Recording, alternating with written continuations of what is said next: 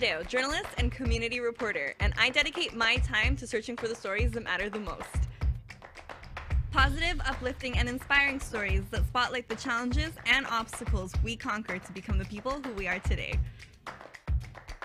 I don't know about you, but I'm tired of all the fairy tale lifestyles that people seem to be living on social media. Girl, you did not wake up like that. I'm interested in the genuine connections, the honest opinions, and the real uncut version of your true self. This show is about keeping it 100% real, deconstructing who we are and what we're all about. Join me as we sit down with individuals to discuss the personal struggles, the many challenges, and the moments that define us on this journey of self-discovery. Let's be real, life isn't fair and people make mistakes, but every opportunity is a learning experience. Let's discover the truth together right here on Real Talk.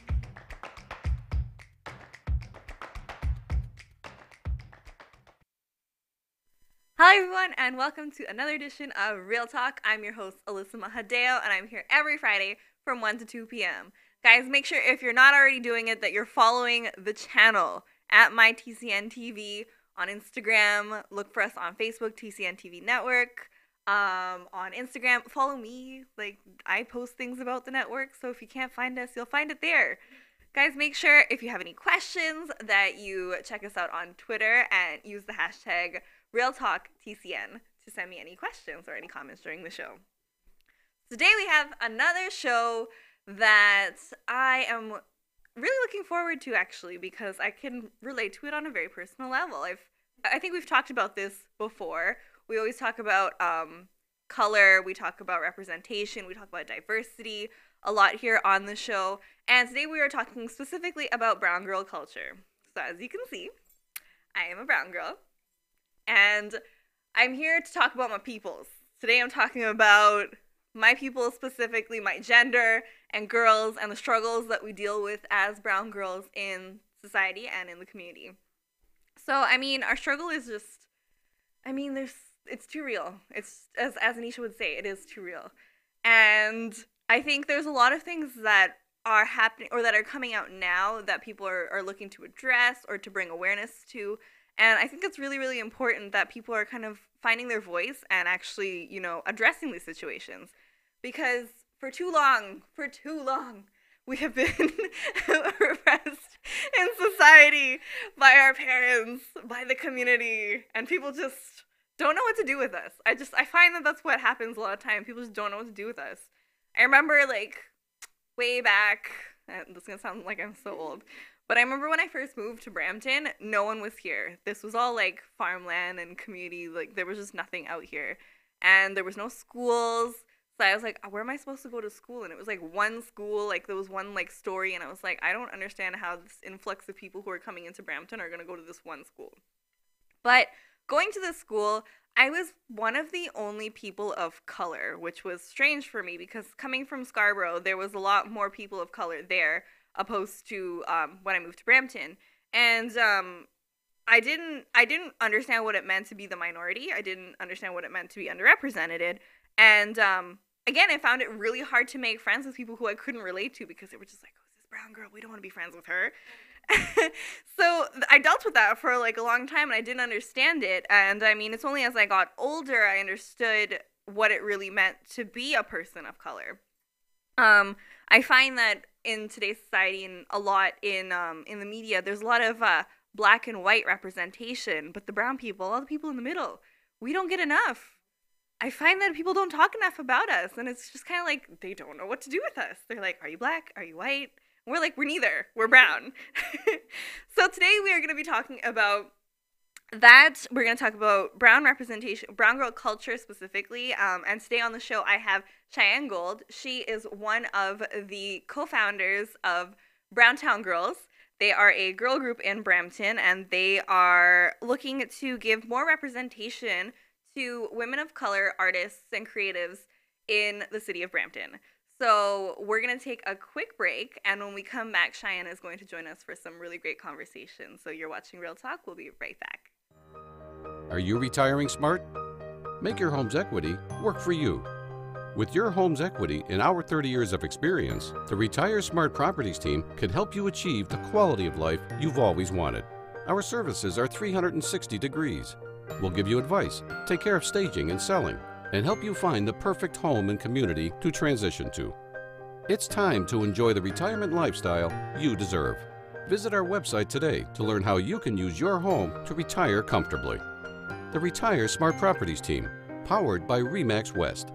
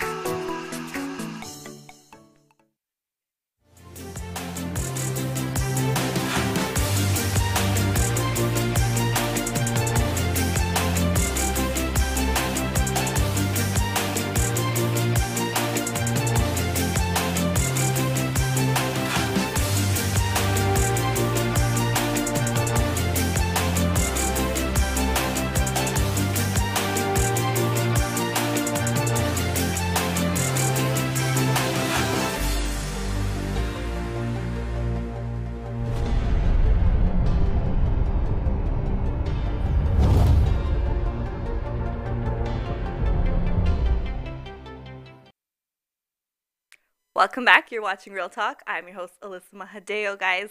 And today we are talking about a very exciting subject, one that we relate to on a personal level today, where we're talking about brown girl culture. And today I have one of the co-founders on the show, I have one of the co-founders of the Browntown Girls, and her name is Cheyenne Gold, and she's here on the show today, and she's going to be talking a little bit about their organization, some of the initiatives that they follow, and a little bit about her story, because obviously everybody wants to hear about that. So Cheyenne, thank you so much for coming on the show. Thank you for having me. I'm so happy to be here. Yeah, so I met Cheyenne a couple weeks ago at the Caribbean Women's Power Lunch that was hosted by Cara Donnell. Mm-hmm. It was a really, really great event. I think you were there. So we were able to hear the stories of a lot of Caribbean women, a lot of like powerful, strong women who have come through, like literally have lived through hell and back, I would say. Just listening to some of their stories, I was like, geez, how are you still standing? Yeah.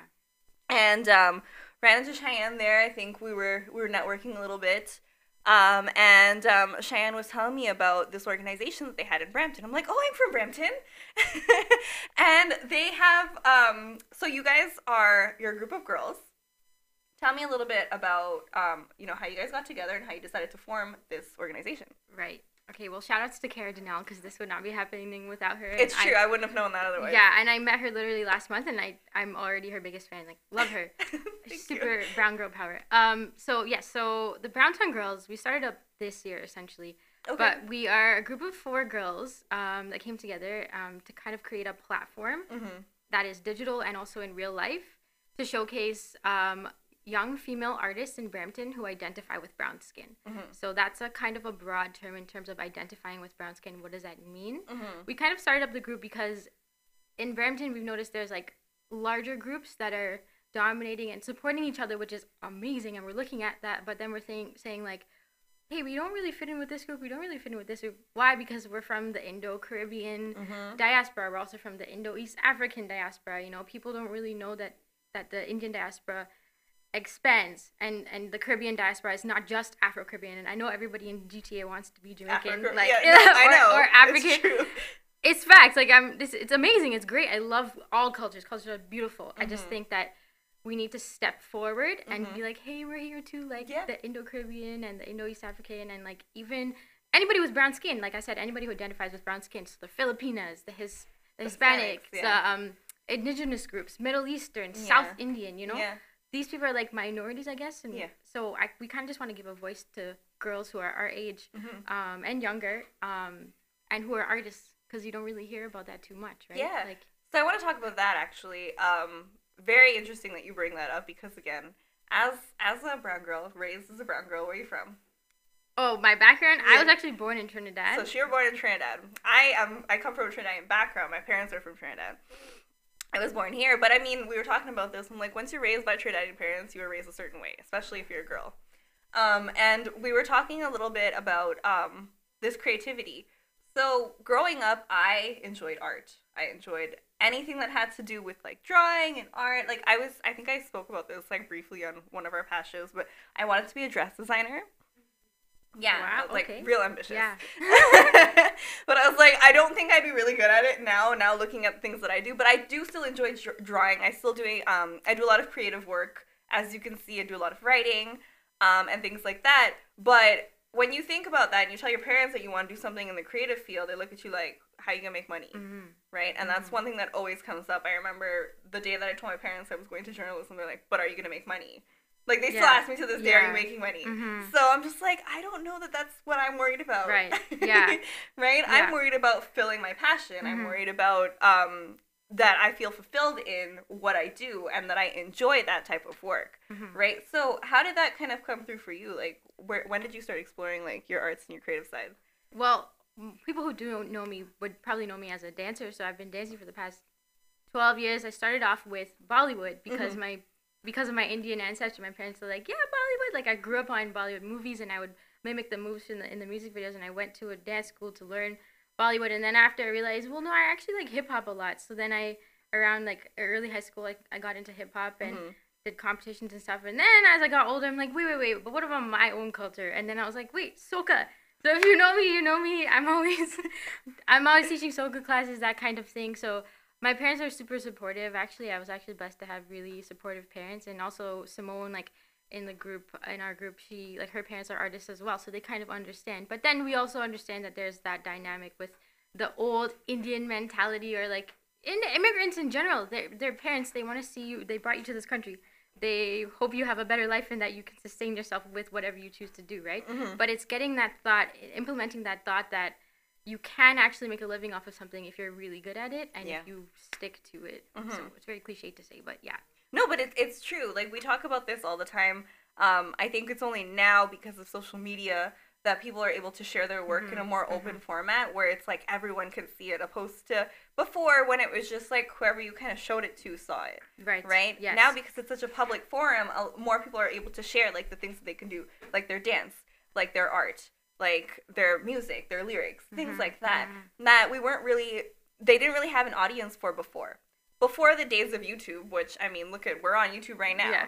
I was like, before the days of YouTube, I could have been a girl in some room in some, like, you know, just doing this show for myself, because I would now have to go out and, like, post it somewhere and hope that someone sees, or have, like, a viewing party and, like, have people come and see it. Yeah. People wouldn't just be able to log online on YouTube and find me. So I feel like because of the generation that we're kind of living in now, where we're able to share things so easily, it's become a lot more, it's easier now for artists and younger women to be able to share kind of the work that they're doing. Yeah, exactly. And that's kind of why our main platform is Instagram. Like, we aren't really present on any other platforms because we think Instagram really speaks to who our audience is. Like, I don't like the term millennial, but it gets the job done. So people our age and younger can see what we're doing. And we also we've discovered a lot of people through Instagram. Like, there's so many Browntown girls, in the sense of girls who are in Brampton, they identify with brown skin, whether they be Guyanese background or, you know, East Indian background. And they're doing it like Femalian, Carolina, she's Hispanic. She has a wooden hand-painted earring line. Like, there's so many girls in Brampton. Carlina, who's doing the Biz Mixer. The next one's October 27th. If anyone's interested, it's a networking event for young people in Brampton. And Instagram is really that way of us discovering people. And there's also, like, Brown Girl Mag and Live Tinted, and they repost content from other brown girls, and we think it's just amazing, so we want to get into that space. That's really cool. So tell me a little bit more about you and dancing and how you kind of got into that. It's kind of just in my blood. Yeah. People are like, what soca, like, classes do you take? And I'm like, it's just in my blood. Like, it's just something I always wanted to do since I was a child. And my parents were like, yeah, okay, she has rhythm, let her go. Like, and then let her go. And in university, I actually founded the dance hall soca class at my university in Waterloo. There was nothing like that before. And so that's just blown up now. Like, dance hall and soca is big in any space you go to in Toronto. Like that's what playing in the clubs. You know what I mean? So, but for me, it just was in my blood, always innate. So yeah, that's something I love to do. And, what was it like? What was it like going to school in Waterloo? Because I mean, it's Waterloo. Oh goodness. And I say that only because again, when you go to school in like the city, you see a lot more diversity. When you go to like even, and I kind of mentioned this a little bit in the beginning of the show. It was like when I moved to Brampton, there was very little people of color. Like you had to like find your people, and then we would try and stick together. And then some of us didn't like each other, and then there was lots of things that happened. Yeah. But what was it that's like? The thing. And that's another thing too. There's this kind of like, we have this human nature that wants to like be jealous of people or put people down. Why? Especially like between like girls like ourselves. Like, no, uplift your sister, man. Queens uplift other queens. I always say that. But yes, back to your question. Going to school in Waterloo, I still face it today, like being a minority, and people are like, oh, like what are you? Like, I'm a person, girl. I'm like, I'm a product of colonization, if you really wanted to know, like why I have curly hair and stuff like that. But it's interesting, like some people are really receptive to learning, and I think that's all it is. Like you can be curious and not know. It's just about, you have to be open to learning. And I felt like a lot of my job when I was in university was to kind of educate people on where Trinidad is and what it is, and that's still going on today. Like it hasn't changed. I can go to parts of downtown Toronto and people don't even know what I'm talking about. So it's really just being patient, but also just knowing educating yourself too on where you come from. Yeah. So, does it ever offend you when people ask you that question? Like, what are you? Yeah. Yeah, it's like, what do you mean? What am I? I'm a human being just like you. Yeah. But yeah, that's why we're here, right? There's lots of work to be done culturally, even within Brampton. Like, there's so many different shades of brown, right? And we just wanna make sure that's coming to the forefront.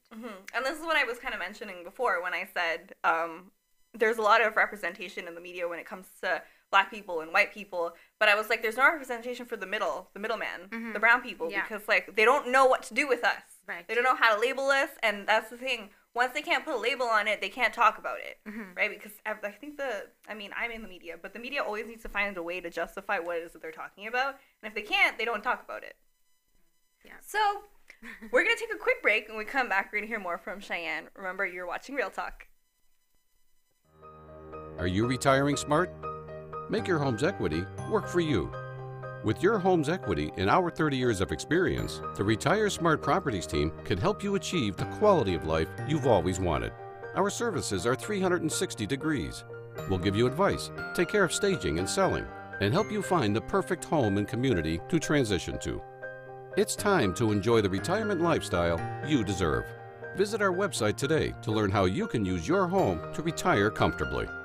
The Retire Smart Properties team, powered by RE/MAX West. Welcome back. You are watching. You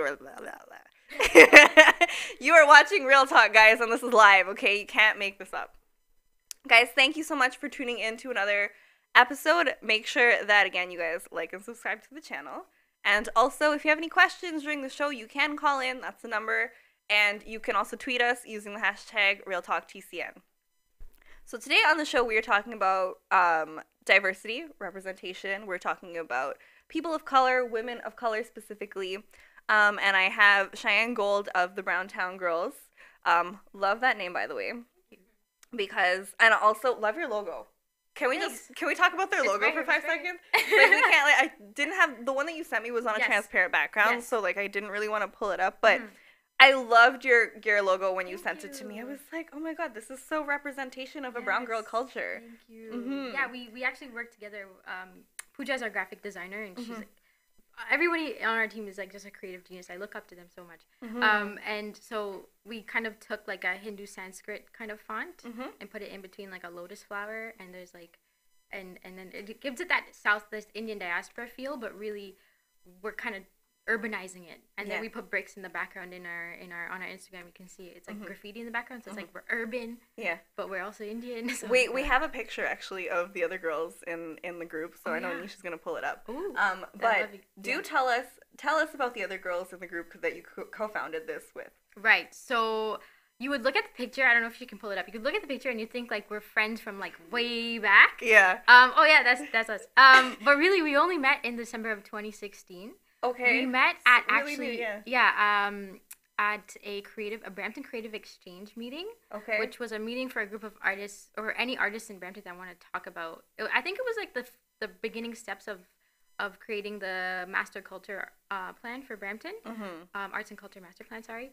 And actually, the guest speaker at that event was Nikita Brown from the Bramptonists, who I know you recently had on here. I just had her on the show last week. Just had her on the here, yes.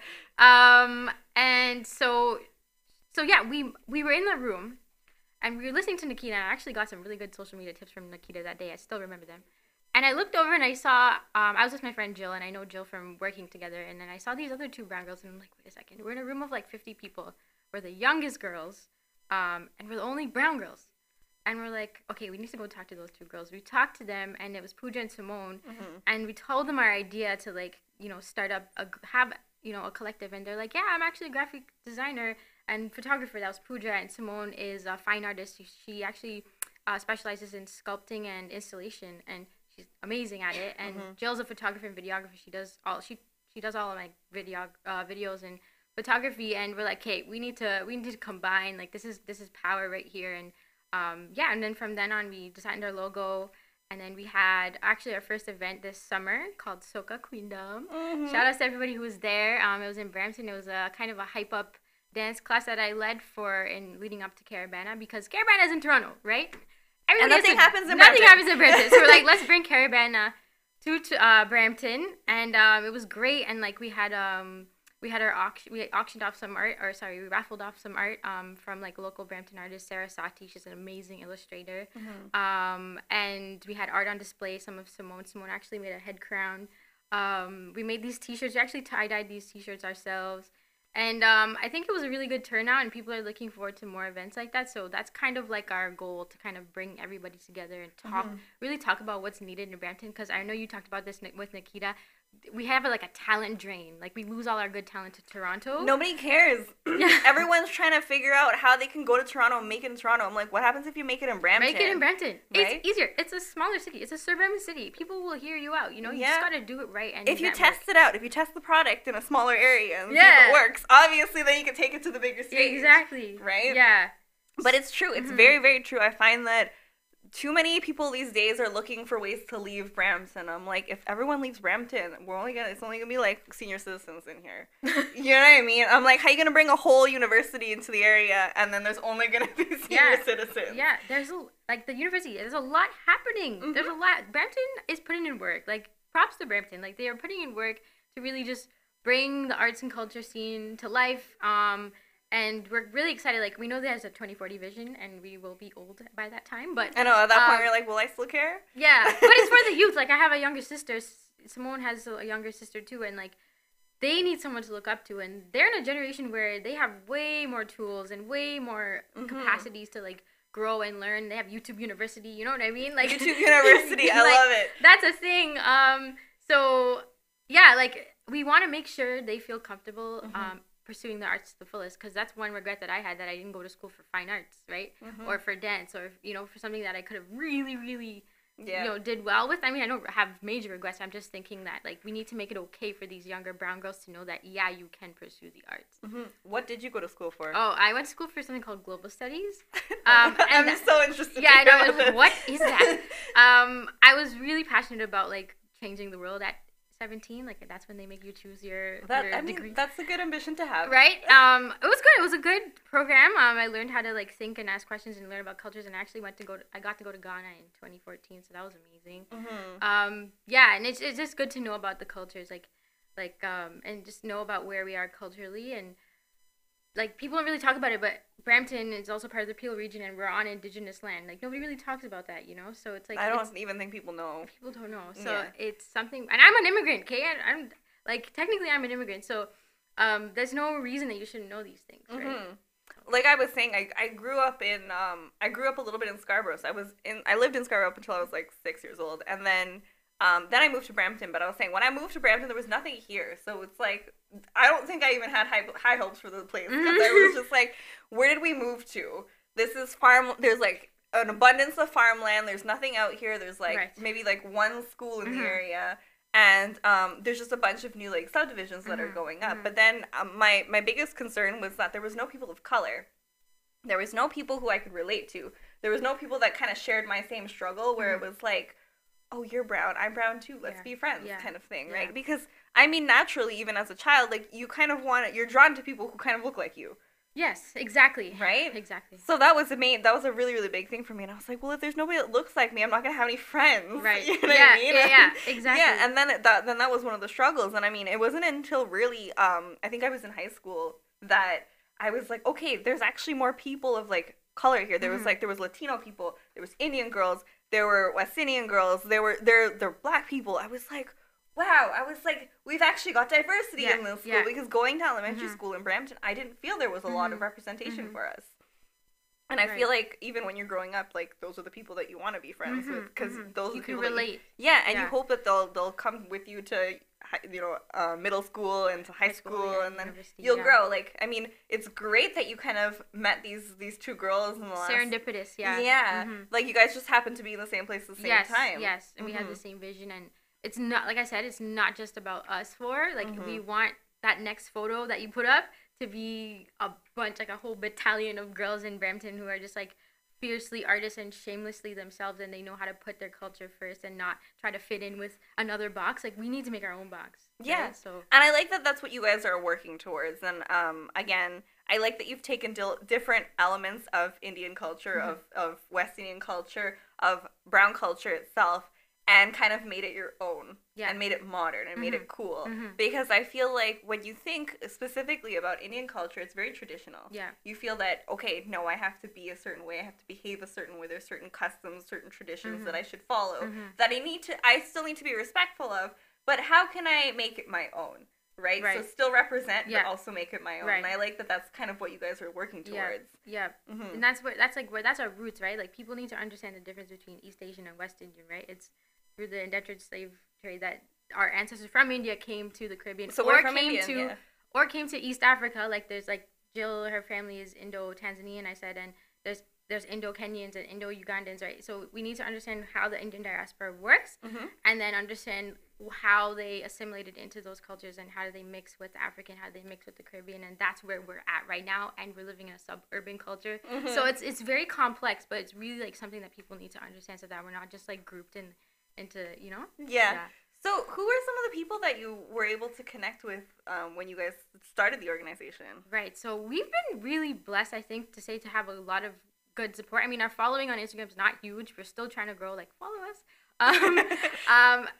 But we've been able to connect with other people who are just starting up their own thing in Brampton. Like, I know JL Richardson from the Festival of Literary Diversity. Like, she's doing amazing work for Brampton. And actually, we entered some of our photography. Jill did a photo shoot with me, and entered it in Chantel's.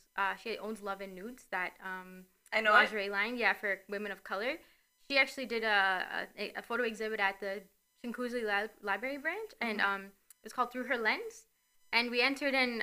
That event was amazing because it broadcast female photographers throughout the GTA in Brampton, and Jill won the most creative award for our photos, so that was, like, a big deal. And, like, we have a lot of support from Chantel and Colleen at Love and Nudes, and we try to also, like, go to events, like I said, Creative Exchange, and there's Brampton Mastermind, and there's Garden Square, stuff that's going on, a lot of stuff with Garden Square, we know, and Brampton Entrepreneurship Center. We try to, like, insert ourselves in all these spaces because it's really important to keep up with what's happening. How can we contribute to Brampton as well? And we even try to have meetings, like, we say, like, Brampton is our office, because we try to have meetings at the new businesses that pop up, like whether it be Tea by Daniel or Segovia, that Nicaraguan coffee place, or Chung's Caribbean restaurant. Like, you know, like, shout out Chung. Like, we're trying, you know, new things are popping up, and it's our job to kind of just insert ourselves and not just be, like, on Instagram all day.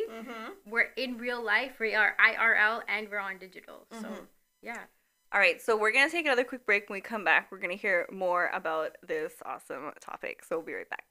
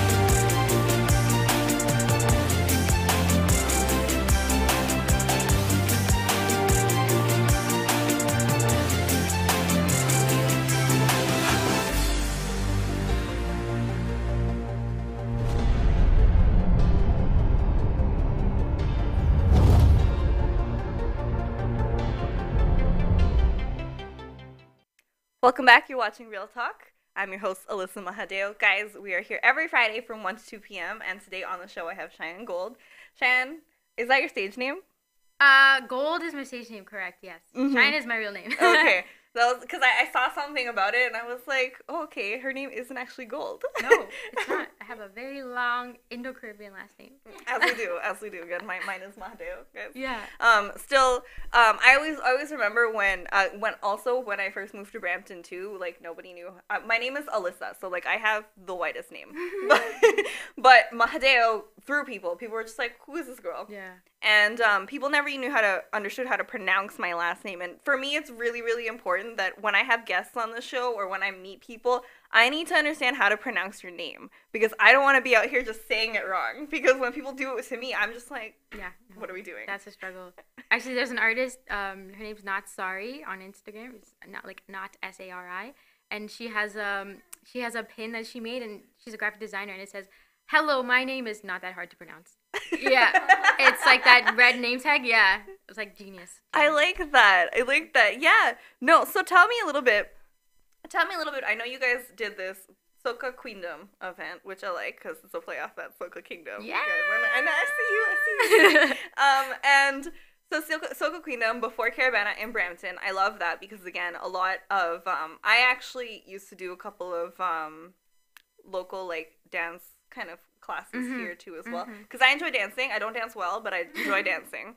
I did it because I like enjoy like soca size type classes. Yes. Like those are my favorite kinds of classes. So we had someone here. We had like Akoma Afro Dance. Yes. She was doing some stuff here, and then Cheyenne Ward was here for a little while, and she was doing some. But I think she does a lot more stuff in Toronto, and it's hard for her to come out here. Yes.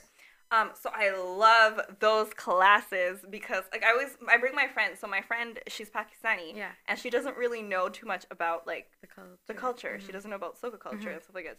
It's only like through me, her one Trinidadian friend, that she knows it. And I was like, no, come and listen to the soca and we'll dance and stuff like that. And so she came to me with this couple classes and she loved it. Yes. So I was like things like that, like even introducing like other brown girls from different cultures into like the Trinidadian West Indian culture and to the African culture and to the Indian culture. Like it's amazing how much we don't know about each other even though we all consider ourselves brown girls. Yes. Right? That's the beauty. Yeah, that's the beauty of diversity. In our Soca Queendom event, I think we had a lot of hopes for it. Like we just wanted to bring everybody together in the room, and we know that soca has that happy-go-lucky, positive vibes that can bring people together. And like Jill, who's on our team, she's Indo-Tanzanian, but like she knows some more of the soca songs than me sometimes. And I'm like, that's what it's about, you know? Yeah. Like it's about just bringing people together, and that's really what we aimed for with that event. And people are like, when's the next one? So it's like, booking the space. So I'm going to be like, real talks, booking space in Brampton is tough. It's expensive. Let me tell you, because I've been struggling with this, like, this whole last 2 weeks, booking a space in Brampton. Yeah. Yes. So it's like, there's not a lot of dance studios, and if there are, they're usually catered to children, and they don't have drop-in spaces, or they're just expensive, or they're cramped, because everybody's trying to book the same thing. So that's the kind of struggle that we have. So that's one thing that we hope to see in the future. Spaces and resources, and if people have ideas, then let us know. That's our major thing. Like if there's something you want to see, DM us, like email us, let us know what you want to see from Brampton, from the Browntown Girls, and we'll try our best to execute it.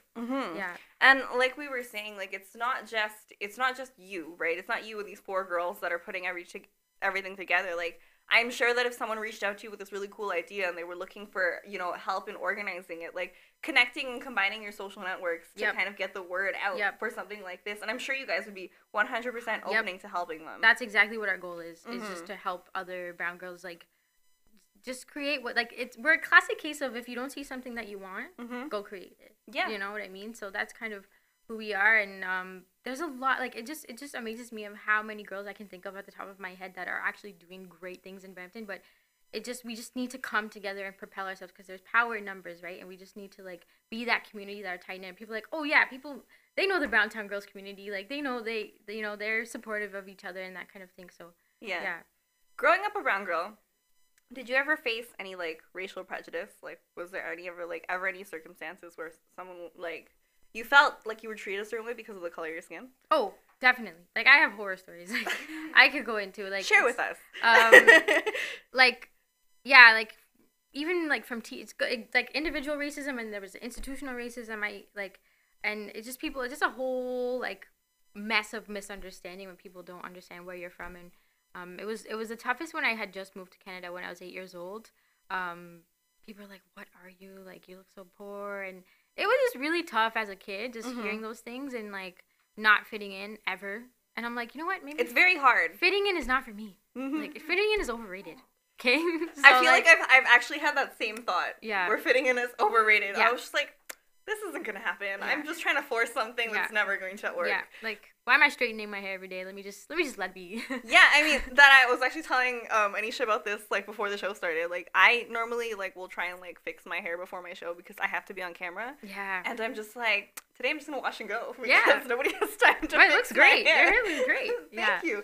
But that's what I'm saying. Like, I'm gonna just be like, it's coming to a place where you're kind of comfortable with who you are. That's one of the main things. And I know growing up, I was always taught that I was gonna have to work harder for what I wanted in life because of the color of my skin.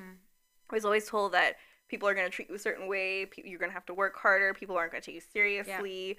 Yeah. You won't get hired for certain jobs and positions because of the color of your skin. People are just like, I was always told people were racist, and I was like, you don't understand what that really means until you're older and you've experienced it yourself. Yep. And I was like, yeah, there was tons of times where I've been, I didn't realize I was being like bullied or mistreated because of the color of my skin. I just thought people didn't like me. Yeah.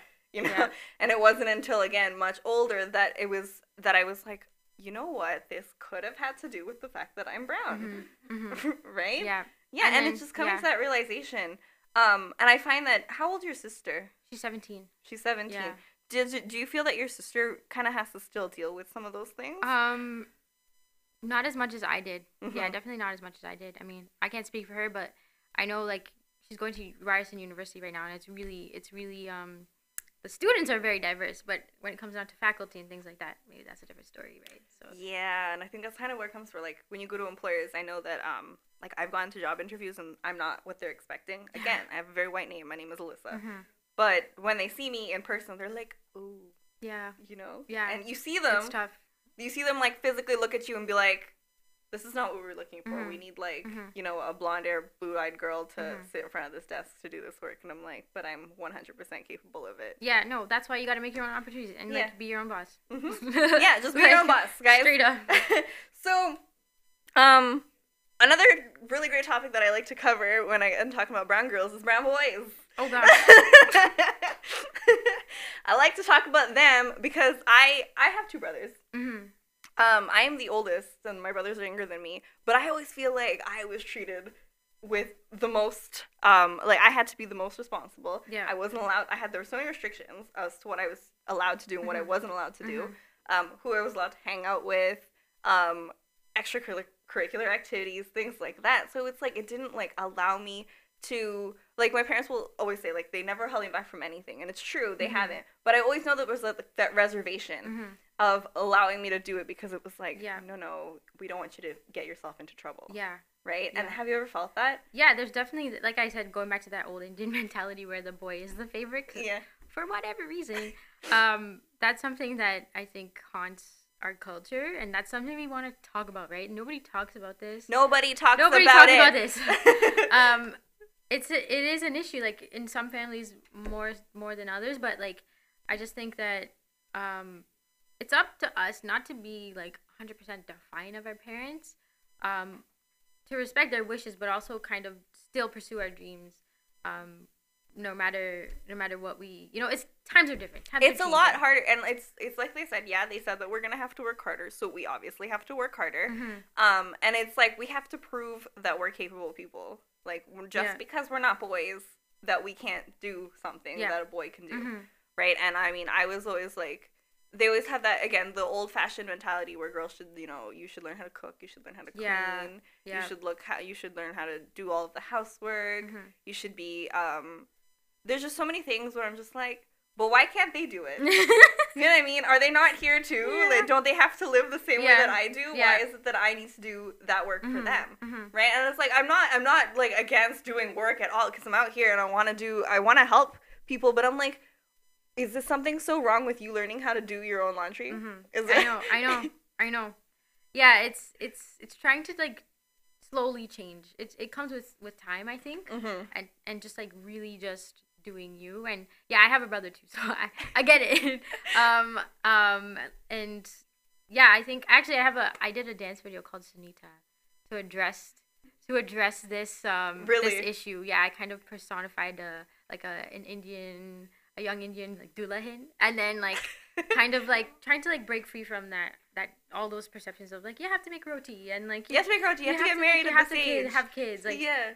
no. And you're out here just like, can I just live my life? Yeah. No. Yeah. Exactly. Like there's so much more to be done, and like, and then actually Jill from our group had this idea too, like, bringing brown boys together. Maybe they have issues in their community. But I want to talk to them. I want to talk about that. Yeah. So we're going to take one more quick break. When we come back, we'll talk more a little bit about that, because it's not like we don't want to talk to you guys. We still want to talk to you because we want you to understand where we're coming from.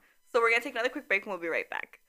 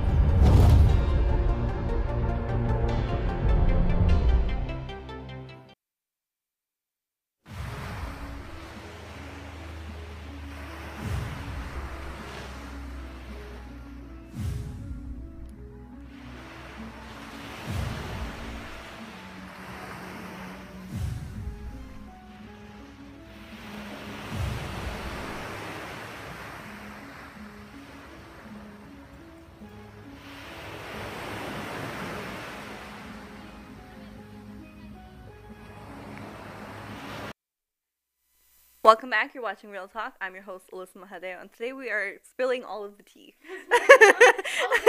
All of the chai tea. And I'm having a lot of fun doing it, actually, because, you know what? I feel like there's some things, this is Real Talk, guys. There's a lot of things that need to be said.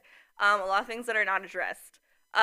Just things that are representative of our culture. And it's just, I think it's important to have these discussions and to have these open conversations about it, because the world is a different place now. There's so many, like, people are out there, they're doing things that they never thought they could do before. People are, like, finding courage in places. They're looking at, what am I passionate about? How am I going to reach that? How am I going to change the world? Like you said, right? And, interesting, before the break, we brought up the topic of boys, and not just, getting married to these boys, but sometimes we don't want to get married to these boys, because live your life. But there's also just the difference in the upbringing, right? So there's a difference in the way a boy is raised opposed to the way a girl is raised, and it really comes down to kind of the culture. It's been that way for like years, where it's like you find that you're the one that gets all of the warnings, and they kind of just get to live their lives, and you're like, well, why do I want to live my life like that? And I mean, I've noticed that seeing like just the sheer amount of boys that I know, and I see the difference in the way that their parents treat them, and the way that my cousins, like my girl cousins, have been treated. And it's funny because when I see them rebel, it's like, I know why. Yeah. And we see that a lot in the artistic community. Like, a lot of the art is very radical, or like radical feminist art that we see a lot of Instagram. And I see you roll your eyes, and I'm like, you're probably like, I hate that that's what they call it. Yeah, it's like it shouldn't be called radical. It's just art. Yeah. And it's justified, 100% justified, and like. Through our Instagram, I was saying we've discovered other artists, and like there's actually a girl doing the exact same thing I think that we're doing Browntown wise in New York City, in the Queens area, because there's a huge like West Indian population there, and I feel like they're even tougher than we are.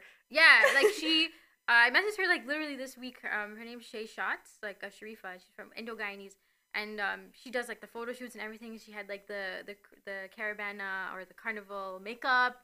And like in Singh's roti shop in Queens, and like I was like, this is amazing. Like, people are really catching on to like why it's so important to bring your culture to the forefront, and and it shouldn't be called radical. It just is what it is. It is what it is. Yeah. And I understand, like, again, I think that people call it radical. It's defined as radical because it's so new. Yeah. It's something that people aren't really, like, hasn't been brought to the forefront yet. So because, I mean, we don't know in, like, 10, 15, 20 years that it's just going to be considered art. Yeah. Yeah. Right? And again, art is such a dynamic thing that you can do so many different things with. When I see art, like, anything could be art these days. It's amazing. Yep. But I love that, that, you know, that this is what you're doing. I love that that these women, these artists specifically, are coming out, and they're using art as a form of expression. They're using it, like, that's their voice. When you think about it, what it comes down to, like, when an artist does song lyrics, when an artist paints something, when an artist, like, makes a feminist poster, you know, and I'm like, this is, like, I feel like we'll probably do a whole show about this one day, but when I talk about, like, feminist culture, I'm like, I understand where we're coming from, but why can't we just, like, live our lives and not have to be, like, rallying for feminism every single time? Because it paints us in a very, like, terrible way. Angry way. Yeah, we just we look like angry feminist brown girls. And I'm just like, no, we love the boys. Like, you know, sometimes we want to go out with them, we want to date them and stuff, but we just want them to understand us. Yeah. It's about goes back to understanding and educating yourself on, like, what is the struggle, like, because a lot of people people might even look at the show and be like, what's the whole point of this? Like, you know, like, some people are not going to understand. It's just about coming down to the level and bringing that ego down and being like, oh, maybe there's something I don't know there. Maybe I should learn more about it. We're all students. Like, we should all continue. School stops there, but learning continues, right? So I like this conversation that we kind of had where we briefly touched on it, where you guys would even, like, invite the boys to one of your events. Yeah, like, we're not by any means an exclusionary group. Like, yes, we say girls who identify with brown skin, but if you feel like you can contribute something to the cause of promoting, like, different, we want to say we're expanding the limitations of brownness.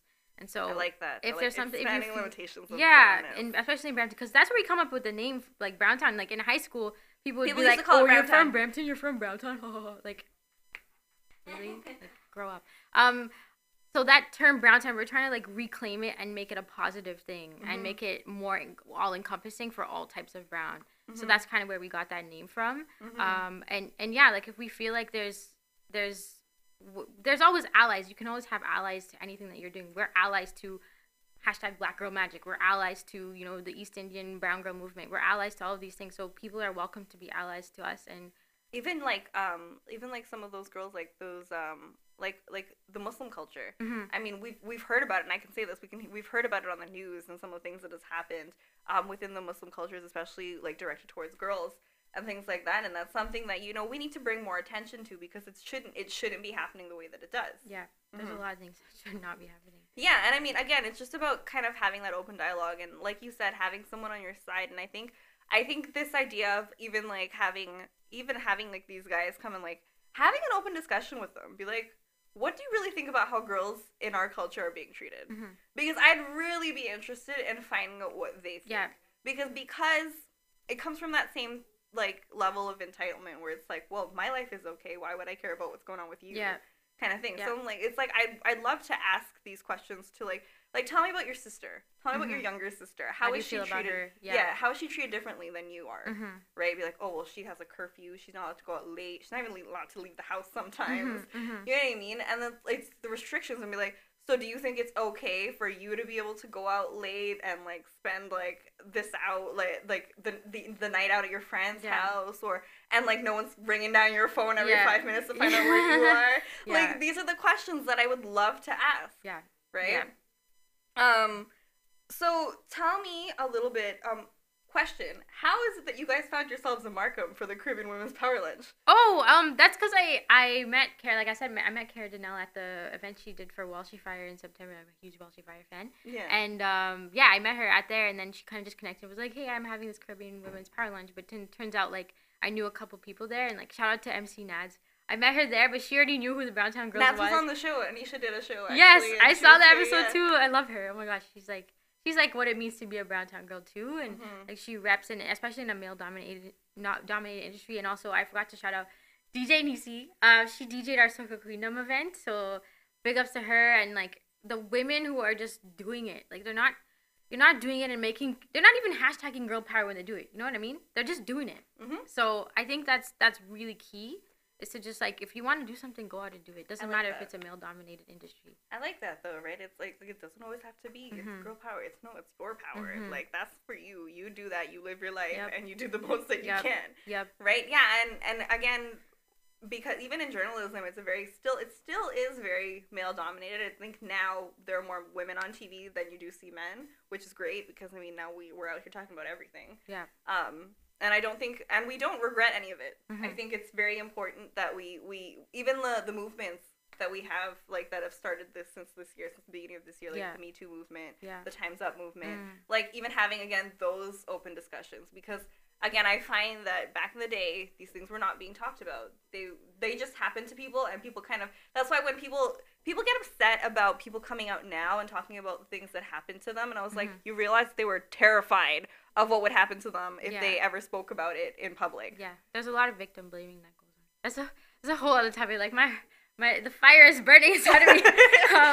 Yeah, that's what fuels our. At the end of the day, for me as an artist, that's what fuels my art, right? That's what fuels, like, the passion is this brown girl angst is what fuels us. Brown girl angst. Yeah, but it's also, it's not unproductive. Like, it's constructive. Right? Yeah. Like, that's how we come. That's because that's how we break things down. That's how we create. That's what you said, right? Like, that's how we create things. Because even I can tell you, I spent many days in high school writing stories about brown girl angst. Yeah. It's real. Yeah, people need to know. And I was like, I don't understand why I gotta live life like this. And yeah. It's very unfair, right? And I think because we're working to change the conversation, because there are groups like yours, because there are people who are out there, you know, kind of fighting to have their voice heard, and also to just do the damn thing. Do the damn thing. Yeah. Right? I think we, as a culture, as women, as people of color, as a minority, as we've been for years, are finally like, no, we're here too. Recognize us for who we are. Yep. And you were saying people don't know what to do with us, and it's like, well, you know what? Don't do anything with us. We'll do it. We've got this. Right? So I want to thank you so much for coming on the show. I know it was a little bit last minute, but that's okay. We have things that happen. Thank you so much, you know, for coming to talk about what you guys do. I want people to be able to connect with you, so tell the good people how to connect with you. So we're primarily on Instagram at BTWN_girls with an S. That's our handle. Send us a DM if you have ideas for things that you'd like to see done in Brampton by girls for girls of color, with art in mind. Send us a message. Be like, hey, like, you know, I'm this and I'm doing this. Let us know. Like, we want to know who you are. We want to follow you. We want to support you in anything that you're doing. And we're hoping to have an event at the end of November to rekindle. Sorry. So let us know who you are. Yeah, guys, and I mean, if you're a brown girl and you're not living in Brampton, we still want to hear about you, right? That too. Like, I mean, start your own group in your city and just get all the girls together, and then you guys have one really big event. Yeah. Right? Yeah. So that has been another edition of Real Talk. Thank you guys, thank you for joining me again today on the show. Make sure that you like this video and make sure that you go and subscribe to our channel, My TCN TV on YouTube. And I will see you again next Friday. So it's been a good one. It is, yes. Yeah. Thank you for having me. Thanks, and we'll see you again.